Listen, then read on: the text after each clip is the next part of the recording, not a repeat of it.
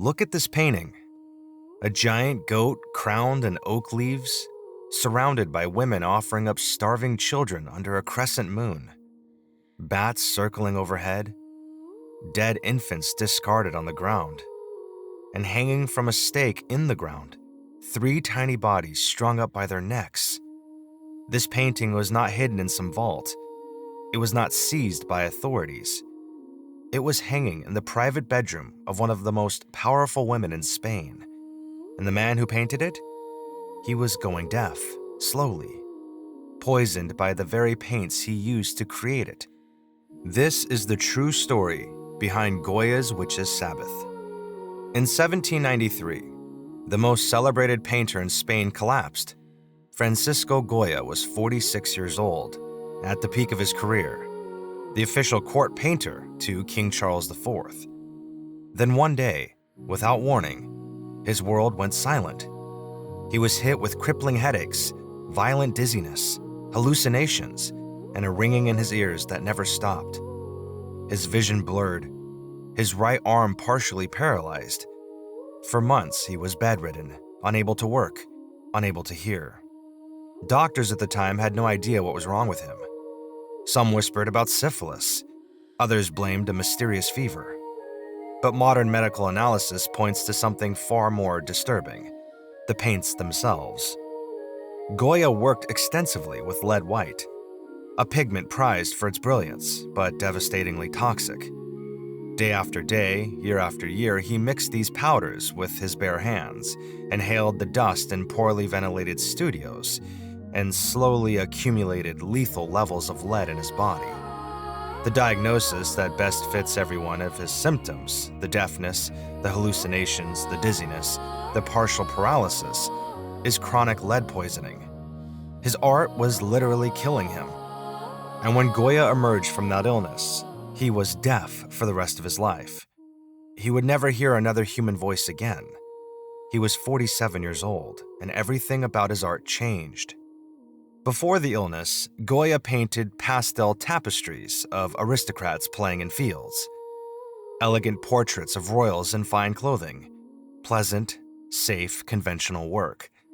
After the illness, he began painting nightmares, lunatics fighting naked in an asylum courtyard, witches devouring human flesh, Saturn tearing apart his own son with his bare hands. Something inside Goya had broken open, and what came pouring out was darkness. But The Witches' Sabbath, painted in 1798, just 5 years after that devastating illness, was not simply darkness for darkness's sake. It was a weapon.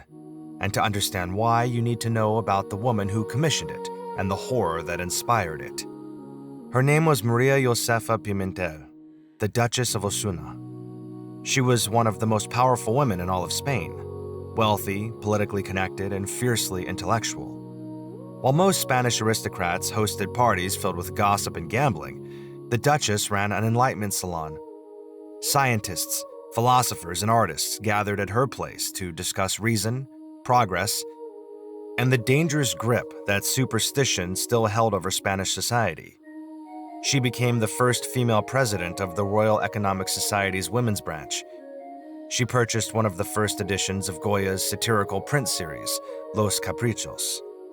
And around 1797, she commissioned Goya to paint 6 small canvases on one specific theme: witchcraft. These paintings were not meant for a gallery. They were meant for El Capricho, the Duchess's private country estate on the outskirts of Madrid.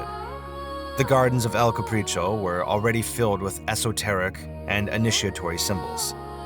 And these 6 paintings of witches, demons, and satanic rituals were to be hung inside her personal quarters. In his invoice, dated June 27, 1798, Goya described the work simply as compositions of affairs of witches. He was paid 6,000 reals for the set.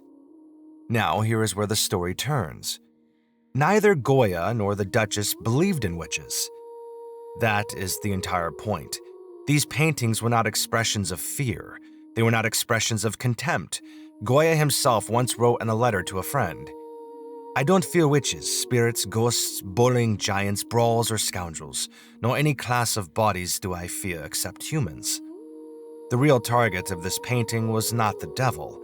It was the institution that used the devil to control an entire nation, the Spanish Inquisition. And the Inquisition's terror was not ancient history. It was recent, it was real, and it had happened barely 200 years before Goya picked up his brush. In 1609, a young woman returned to the tiny Basque village of Zugarramurdi after several years in France. She told her neighbors that she had attended witches' gatherings and that other women in the village had too. Accusations spread like wildfire. Neighbor turned on neighbor. Within months, the Spanish Inquisition dispatched agents to investigate. Over 300 people were charged. About 40 were dragged to the Inquisition's prison in the city of Logrono. After months of interrogation and torture, 31 were declared guilty, and on November 7, 1610, before a crowd of 30,000 spectators, the auto da fe began. 6 people who refused to confess were burned alive at the stake. 5 more who had already died in prison had their effigies burned in their place. The rest were paraded through the streets wearing pointed hats and heretics' robes, flogged and publicly humiliated. But the horror didn't end there. The panic spread across the entire Basque region. Nearly 2,000 people, most of them children between the ages of 7 and 14, confessed to witchcraft. Villages turned into vigilante courts. Neighbors tortured neighbors with methods crueler than the Inquisition itself. A 14-year-old boy was bribed to travel from town to town pointing out supposed witches. It took a single skeptical inquisitor named Alonso de Salazar Frias to bring it all to an end. Salazar spent 18 months traveling the region, interviewing over 2,000 people, and compiling 11,000 pages of notes. His conclusion was devastating. There was no evidence of witchcraft. None. Zero. The confessions had been extracted through torture, fear, and suggestion. He wrote the words that would become famous. There were neither witches nor bewitched until they were talked and written about. In 1614, the Inquisition issued new rules of evidence that effectively ended witch burning in Spain, decades before Protestant Europe stopped. This was the history Goya was channeling. The Witches' Sabbath depicts the devil as a great he-goat extending his left hoof, not his right, because everything in witchcraft inverts Christian ritual.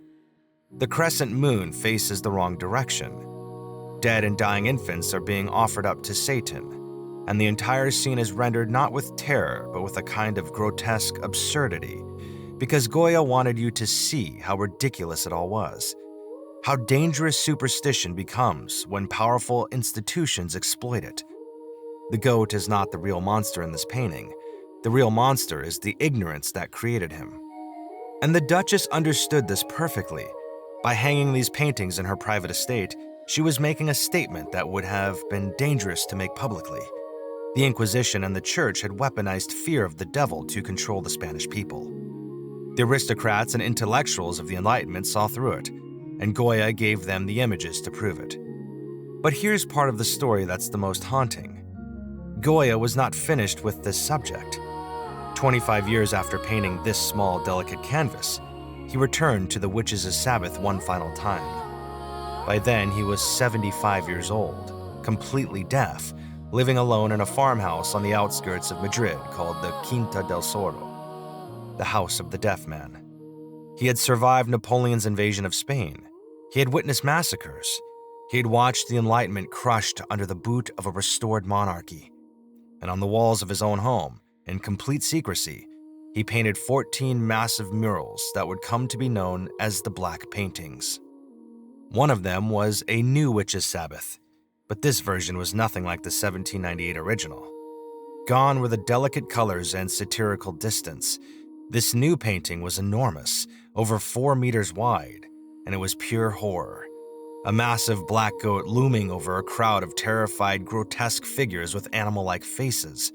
No ironic detachment, no intellectual commentary, just raw, unfiltered dread, painted by a man who had seen too much and could no longer hear the world around him. He never told anyone about these paintings. He never titled them. They were discovered after his death in 1828, scraped off the walls and transferred to canvas.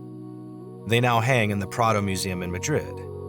The 1798 Witches' Sabbath was a political act disguised as art. The Black Paintings version was something else entirely, the unfiltered scream of a man the world had broken. And together, they tell the story of how one painter used the image of the devil to fight the most powerful institution in Europe and what it cost him.